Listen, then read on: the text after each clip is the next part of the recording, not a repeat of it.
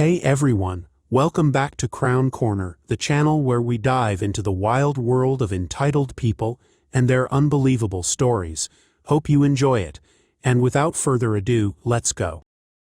My local supermarket has half-off baked goods like focaccia, donuts, and sausage rolls. You get the gist. Every evening at 8 p.m. sharp. I normally take advantage of this if I can't be bothered with cooking or if I've been so busy that I didn't have time for it. Well, I went there today. It's first come, first served, and I started to fill up some of the store-supplied plastic bags with items. Today it was pizza rolls, donuts, and muffins. I got the last donuts of the day, and while I usually have my headphones on at high volume, I decided to pull one of the sides slightly off so I could hear if someone was passing behind me or waiting to get to the goods as well. A mom, likely in her 40s, and her son, probably 10 or slightly older, came up to my side. I was still listening to music and could see her because the glass door to the goods was just reflective enough. I saw her point at the donuts in my basket and say something to her son. The son then reached down to my donuts and grabbed the bag. I turned around immediately and yelled, "Hands off my donuts," which unfortunately really scared the kid. He started crying, and his mom immediately started yelling back, as they normally do, "Never surrender, Karen 101. We had a small back and forth while still being loud, which attracted some employees. They tried to get the situation under control, and thankfully one of the employees recognized me, as I shop there at least 3 to 4 times a week. They also knew that I mainly come for the baked goods sale. Even better, they had seen me taking the last donuts. As they explained this to the mom, who was now realizing what was going on, she immediately demanded I apologize for startling her son, and that I could at least give him a donut for scaring him. Having lost all sense of patience, I just said, "I usually don't give stuff to thieves, and today is not that day either. I'm ready to pay, by the way," and went with the cashier to pay. I could still hear the son crying and the mom getting angry. As I walked out, some people who had been following the whole ordeal said that the mom was right, and that I could at least have given the kid a donut. I just feel sorry for the kid having such a mom. I'm not sure if stealing is the correct term, but it's definitely mine since it was in my shopping basket. So years ago, I worked at a 7-Eleven. This happened during the graveyard shift, which for those who don't know, means I was there from about 10 p.m. to 6 a.m.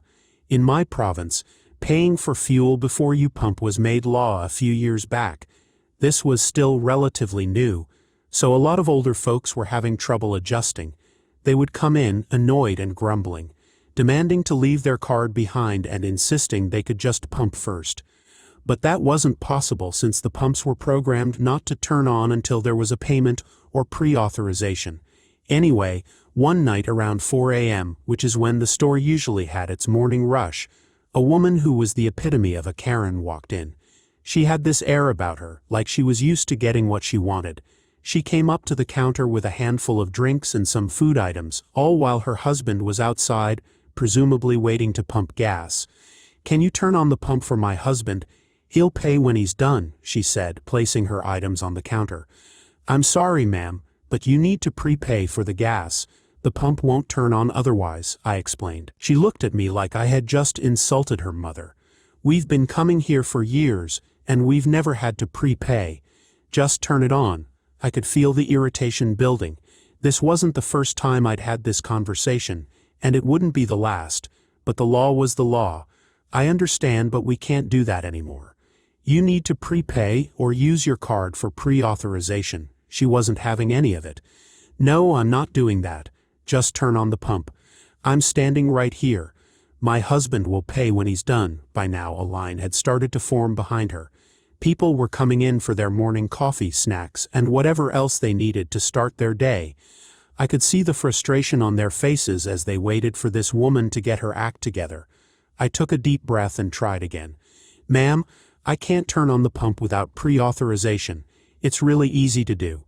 Just swipe your card at the pump and it'll let you fill up." She crossed her arms and looked at me defiantly. "I'm going to stand right here until you turn on the pump." That's when I decided I'd had enough. I picked up the items she'd already brought to the counter, scanned and bagged, and placed them out of her reach.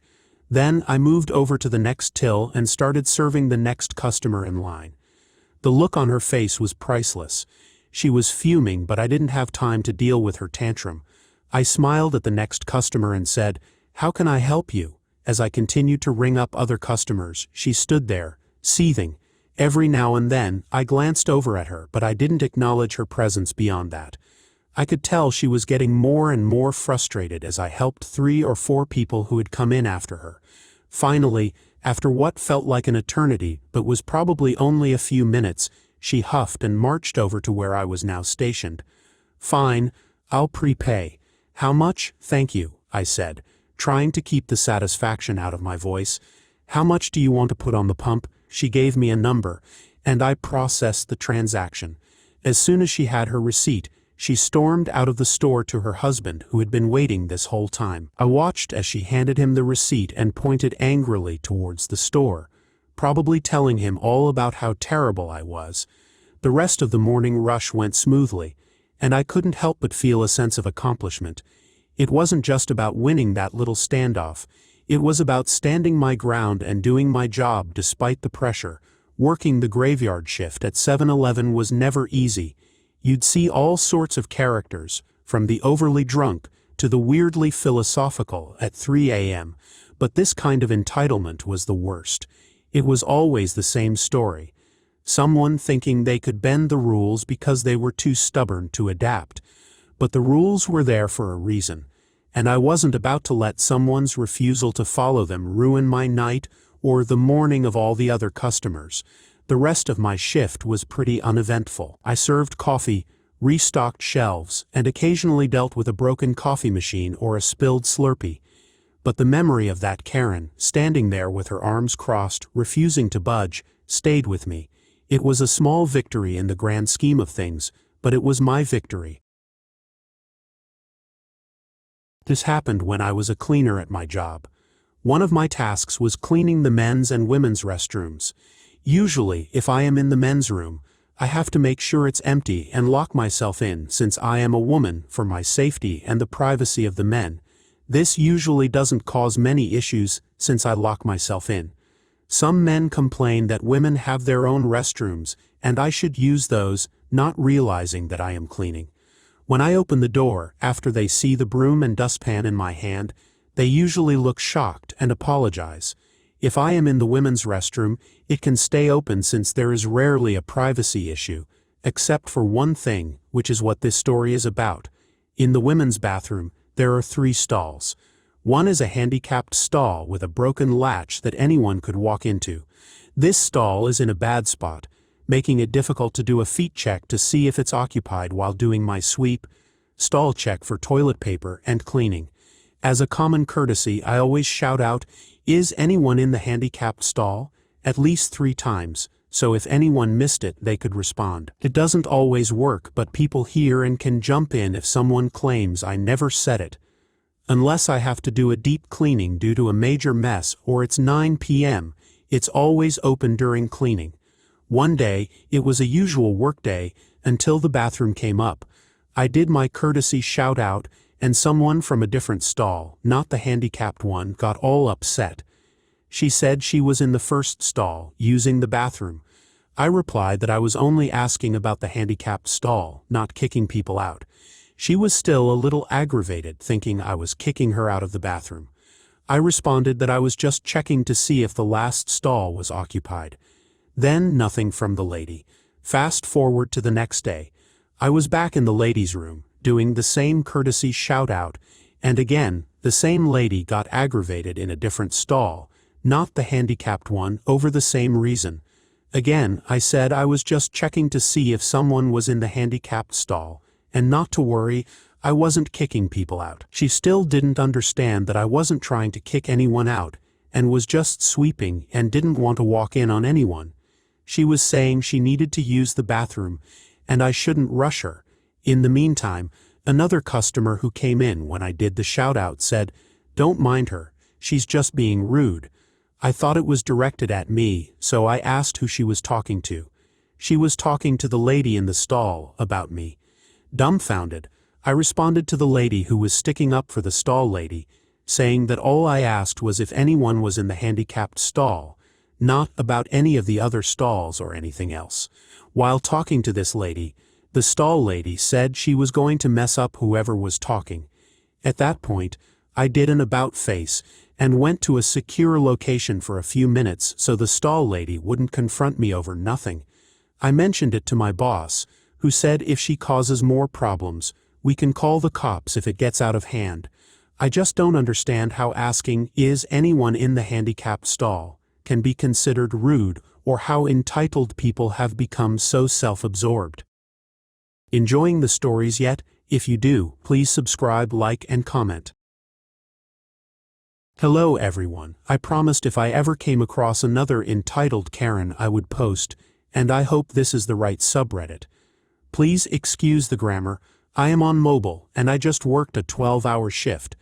So the cast is, me equals rookie cop, PM equals pregnant mom, M equals Karen. I just started my shift and was feeling good. I had a good dinner, all my good partners were on shift, and I was jamming out to my favorite Backstreet Boys track in my car. Then it happened. Dispatch sent out a call about a disturbance at a local coffee shop in my area. I took the call and zoomed over. I pulled up, and there she was, Karen. I took one step out of my patrol car and she basically ran up to me. Karen was 42 years old with a very short haircut, and I noticed that she had a big red mark on her cheek. Me. "Ma'am, is everything all right?" M. In the most dramatic tone, "Thank goodness you're here. I was just attacked by a crazy woman in the coffee shop." Me. "Okay, where is she?" Karen pointed to a woman in the shop. I told her to wait outside, she didn't, and I requested an additional deputy to come out. I walked inside and saw a young woman who was very angry and very pregnant, about 7 months along. She was sitting at a table on her phone. I approached her and asked her what happened. PM. "So I was in here getting a coffee, just minding my business, when that lady," points at Karen, "walked up to me and started touching my belly. I asked her to stop, but she kept touching me. Then, when the barista set my coffee down for me, she, Karen, took it off the counter, handed it back to the barista, and said it was illegal to sell coffee to a pregnant woman. Then she started touching my belly again, saying that I am a bad mom. I asked her to leave me alone and stop touching me. She then told me she is a mother and that it's okay. She got really rough with touching my belly, and I got scared. When I tried to walk away, she wouldn't stop, so I slapped her to get her to leave me alone. I looked at Karen, who was standing by the door rolling her eyes as PM was telling her story. My partner showed up and walked up to me. My partner is a no-nonsense, short, southern, corn-fed, mud-raised woman. I asked her to hold it down out here. I talked to the manager and several employees behind the bar. They all confirmed what PM said, and the manager even brought me back to the office and showed me the security footage. All of it confirmed PM's story. On the camera, it looked like Karen was getting aggressive with PM because when PM tried to walk away, Karen wouldn't let her stomach go. I walked out to PM. Me. "Ma'am, do you want to press charges?" PM. "Yes, please." I walked over to Karen. Me. "Ma'am, I'm going to ask you to turn around and place your hands behind your back." M. "What?" Me. "You're under arrest." Side note. In my state, you can be arrested for intentional and unlawful touching of someone. Since Karen was both aggressive and kept touching PM, she broke the law. M. "You can't arrest me. It is not illegal to touch a pregnant woman. You should arrest the employees of this place. They were giving coffee to a pregnant woman, endangering the child." Me. "Ma'am, no, you cannot touch someone without their permission, pregnant or not. Second, there is no law that says a pregnant woman cannot drink coffee. So please turn around and place your hands behind your back." And no, I am not getting arrested. I am leaving. I have to get home to my children. Karen turned to leave the store and my partner stepped in front of her with a try-me look on her face. Karen stopped dead in her tracks. I took that moment to snatch her hands and put on a pair of cuffs. Karen lost it. She started trying to get away and screamed. She was flailing so hard that she knocked off my body camera. I had to pick her up and carry her to my patrol car. When I got there, my partner opened the door, but Karen actually put her feet on the panel to stop me from putting her in. My partner rolled her eyes, grabbed her taser, and zapped her leg. Karen shrieked and finally got in the car. My partner, the saint that she is, said she would do the paperwork while I took Karen to jail. So the whole ride, I was getting told how I needed to watch my back, how she knows the sheriff, how I was going to lose my job, and how I had no idea who she was. I got her to the jail, and she started going off about her rights, saying she needed to talk to a lawyer and be released right now. The jail staff was looking at me with that "what unholy nightmare did you bring us" stare. So I did my report and realized I still had 9 hours on shift. Luckily, the rest of the night was not that bad. 20F. Have a younger brother, 17M, who was diagnosed with autism when he was around 2 years old. He is very social but socially naive and struggles with reading and basic math. Although he is physically 17, his mental age is about 10 to 12. My mother, 50F, has spoiled him since he was a child, which has made him quite entitled. My brother has our mother wrapped around his finger. Over the years, he has learned to manipulate her to get what he wants. He knows how to wear her down by nagging until she gives in. For example, he'll ask her to buy him something and continuously whine until she complies. She is completely unaware of his manipulation and insists she is in full control. Everybody else is aware of his manipulation except her. Once, I had friends over from school, and they noted that my brother acted completely different around my family than he did with other students. To everyone outside our home, he's a lively guy who may ask many questions but seems to have everyone's best interests in mind. At home, however, he speaks over everyone and has to be the center of conversation. If we are in the car and having a conversation that doesn't include him, he will shout over us and interject with something off-topic to center himself. My mom just lets it happen, as he will keep saying, "Mom, Mom, Mom," over and over if she doesn't. He has been manipulative since he was a child. He had a strict bedtime of 8 p.m., or at least that's what it was supposed to be. Even in elementary school, he figured out ways to get what he wanted. My mom would call him for dinner at 7:30, but he would procrastinate by playing video games, and not come down until 8, his bedtime.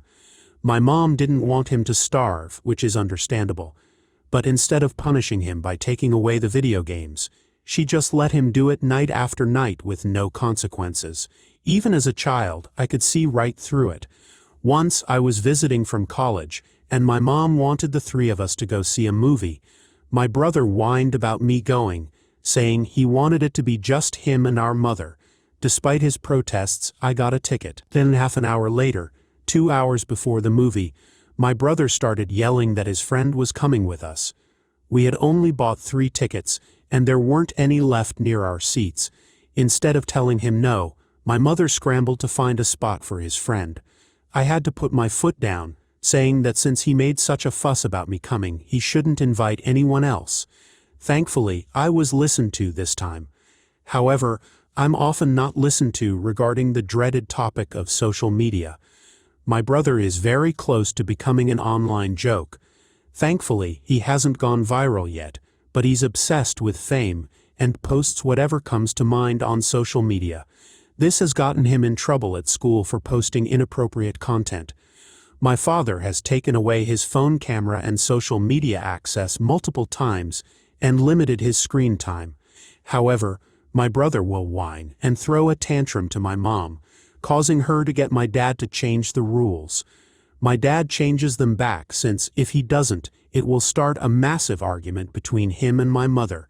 She's where my brother gets his entitled personality. I've tried explaining that this is a horrible idea, even giving examples of notorious online personalities like Chris Chan and Daniel Larson. People I know my brother could become like. Recently, he developed epilepsy and started having seizures, which has given my mother another reason to coddle him. Obviously, I don't want him to have a stress-induced seizure, but he creates conflict anytime I'm around. Just last night, at around midnight, he was blasting music down the hallway. This has been a problem for years, but my parents think I'm overreacting. I knocked on his door and told him to turn it down. He said no, and that he was going to turn it up after I went back to bed. He did, so I went and got my father. There was a whole argument where my brother lied, saying he hadn't heard me despite our conversation, and that he wasn't playing anything. Thankfully, my dad, aware of his manipulation, saw through it. He took his phone away, but my brother didn't see himself as wrong.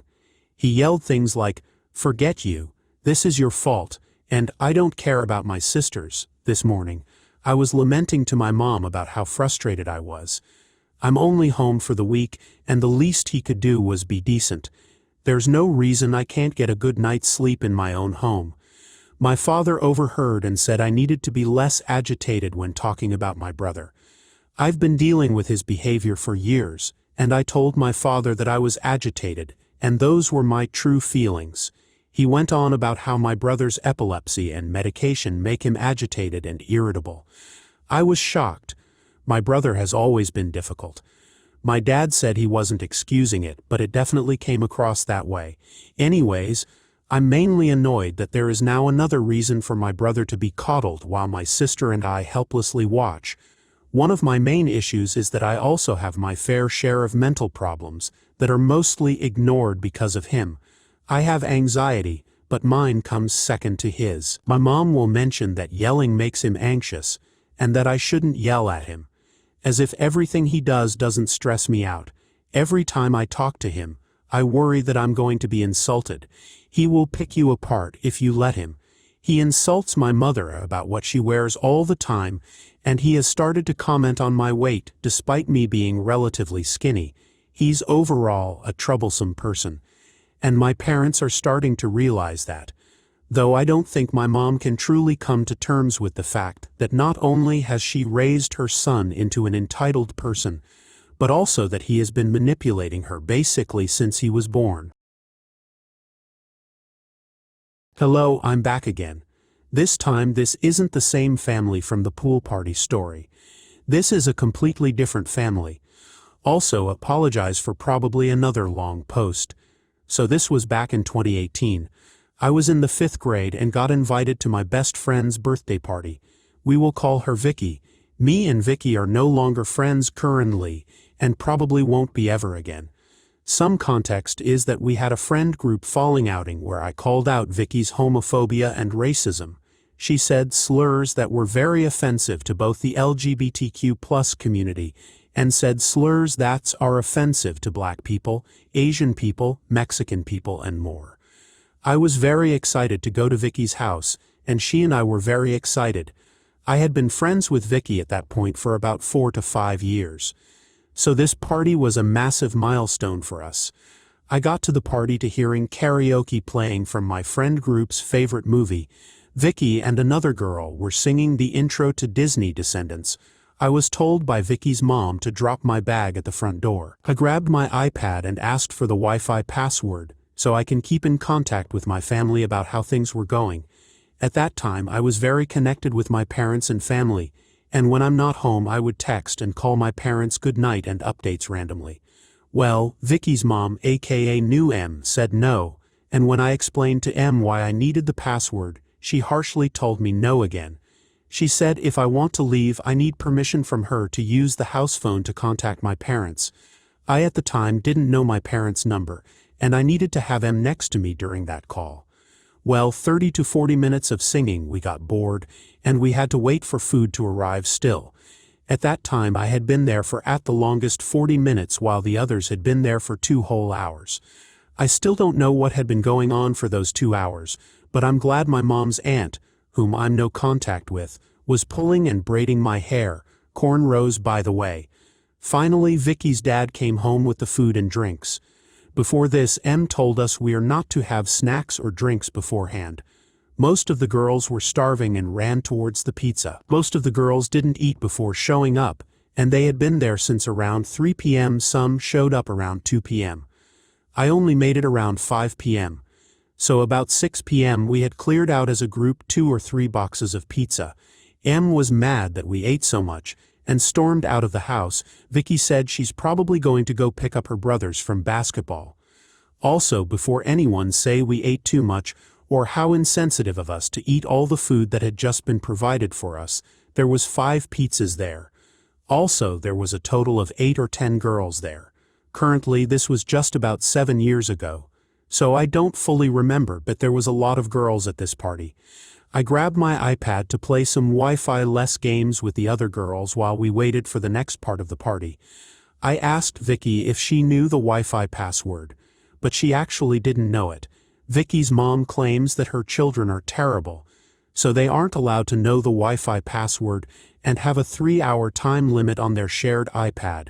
There was baby child locks on the iPad. They can't download and delete games on the iPad. To sum it up, when Vicky's mom entered the house without her sons, so where had she been? I'm not sure. Vicky begged her mom to download at the time a new game called Gotcha Studio. Yes, I had the app at the time, and no, I no longer use the app because of the community. It was strange because when Vicky asked her mom for the app, her mom spoke to her in such a sweet tone. Then afterwards was almost yelling at everyone else in a harsh way. After Vicky got the app and played for a total of 5 minutes, her mom requested the iPad back. She gave it back because she trusts her mom. She did not get the iPad back until almost the end of the sleepover party. After the iPad was taken from Vicky, she instructed us to go to her kitchen and start making her birthday cake. We had to make a giant peppermint brownie cake for Vicky. Even though she was told to go sit down on the couch and stare at the blank TV, she joined us.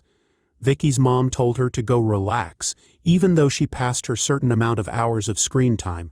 This meant she couldn't watch the TV for the rest of the day. Vicky joined us out of boredom. Once her dad came inside from chasing her chickens around for a few eggs, he asked where her brothers were. After finding out her mom had not gotten them, he left to pick them up. After Vicky's dad came back to see a finished brownie that just needs to be baked, he said, "Oh, I'm glad you used those old candy canes. They've been sitting out since 2016. I was grossed out, but they seemed fine, so I don't know if he was joking or not. Something that kept happening was that I would get a soda, take a few sips, and somebody would move it. I found out the next day it was both of Vicky's brothers. I had to keep getting multiple sodas because they would move it next to theirs and the other girl's sodas. In total, I opened about 4 or 5 different sodas. Not one of them finished because the boys were drinking from the random sodas. I found that very unsanitary, so I just kept getting a new one. I eventually stopped getting new ones because I was getting tired of opening new sodas just for them to get moved. We found out that there was no more icing, so we just had plain brownies, which I was fine with. When we cut the brownie, I was handed the smallest piece from Vicky's mom. Everybody got a small piece, but I got the smallest due to my misbehavior. What was it that I did wrong, you may ask? I drank 4 to 5 sodas. Due to this, I didn't need any more sugar. At this point, most of the girls left before we could open gifts. I suspect some of them called for their parents to pick them up. I know 1 or 2 girls had their own phone with them. I didn't know my parents' phone number at the time, so I couldn't call no matter how much I wanted to leave. So now at this point there's only about 3 or 4 girls at the party. It's currently 7:05 p.m. and we head outside to go play on Vicky's playground and get ready to hit the piñata. We were excited, and Vicky asks her mom to be outside and record her and her friends hitting the piñata. Em agrees to be outside and record, but says she's going to take a quick shower first and then she'll be outside. Well, we waited till almost 9 at night outside for her to return. Em finally comes back when the sky is dark outside. It wasn't too dark, but just dark enough for you to question why you're outside playing still instead of inside getting ready for dinner then bed. We hit the piñata and grab candy.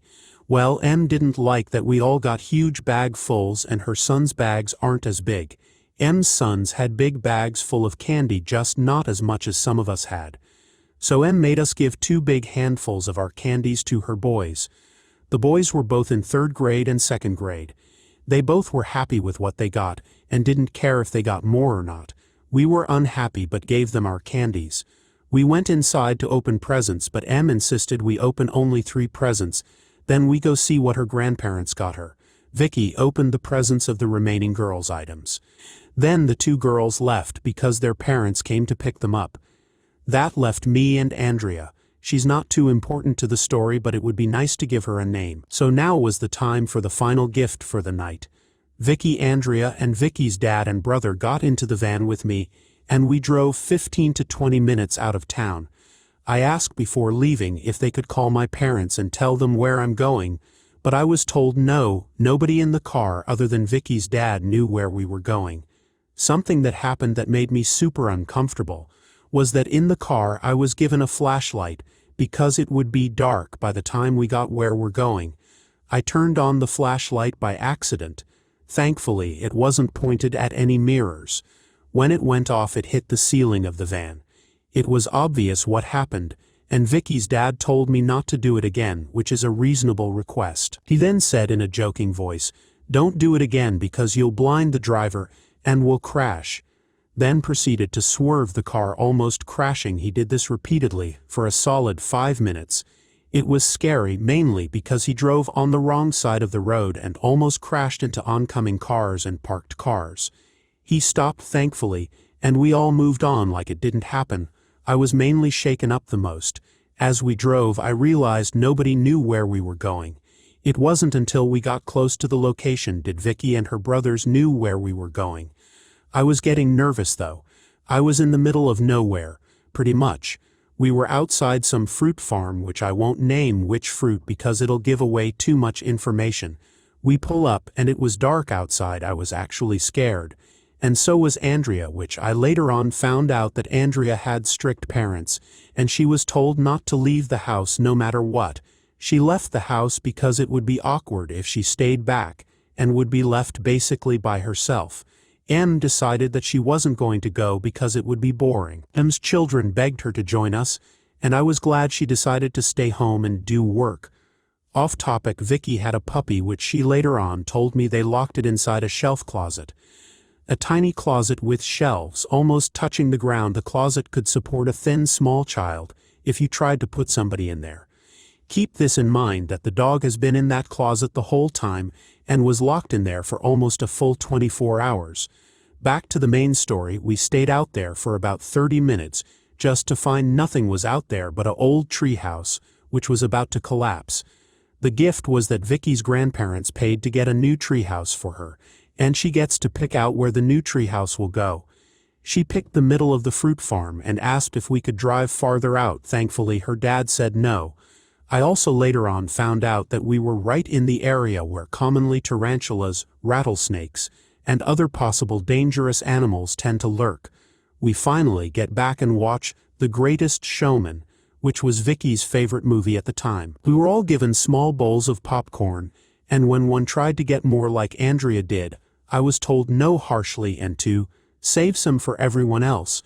Everybody else had gotten about 2 or more bowls of popcorn. I was so ready to go home at that point but had no way to tell my parents to pick me up.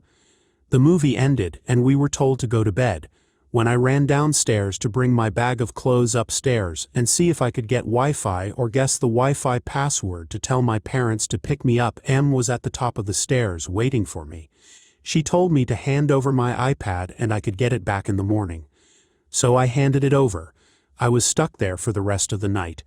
I was too scared to ask Em if I could call my parents to leave or stand up against her. So I went to Vicky's room to sleep. By morning, everyone was very distant towards me because I stayed the night.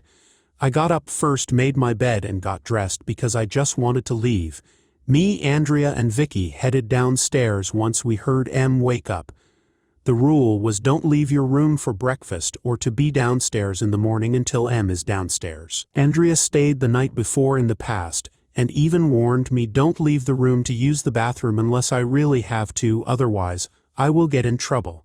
We head downstairs, open the rest of the presents, and then we had breakfast.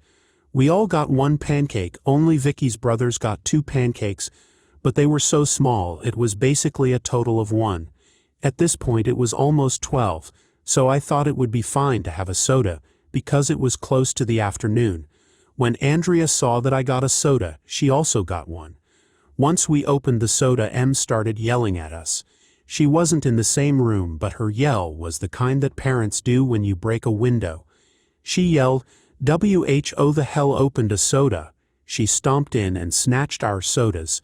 Andrea looked genuinely scared and said, "You didn't ask if we could have soda?" I didn't think it was a problem before. We got scolded by M, and she told us both, "We can have water and milk, we need permission for soda and juice." I can understand soda needs a request, but apple juice and orange juice needs permission? I thought it was ridiculous, but I didn't argue because I was terrified. We got yelled at, and she left to sit in the dining room. The dining room is next to the kitchen, but there's a wall that makes it hard for us to see her. She spent most of the party in the dining room. My dad called to tell M he's on his way, thankfully.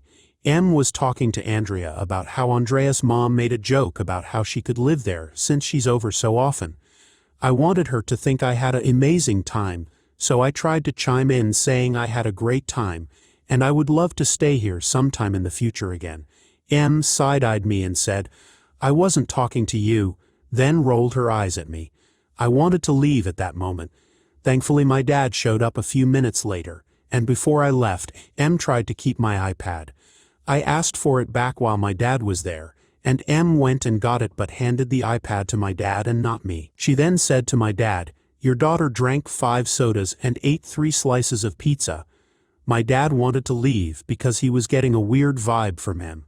Me and my dad hurried out. He handed back my iPad but scolded me for drinking so much soda. It was the worst birthday party I've ever been to. I'm so glad that I grew a backbone finally at the age of 17, therefore this would never have happened again, let alone I have a phone that is wireless reception, so I can get out of these crazy situations. Overall, I'm glad I'm no longer in contact with that crazy family. Thanks for joining us. If you enjoyed the video, don't forget to hit the like button and subscribe for more captivating stories. Share your own experiences and opinions in the comments below, and let's keep the conversation going. Until next time, stay tuned for more epic tales.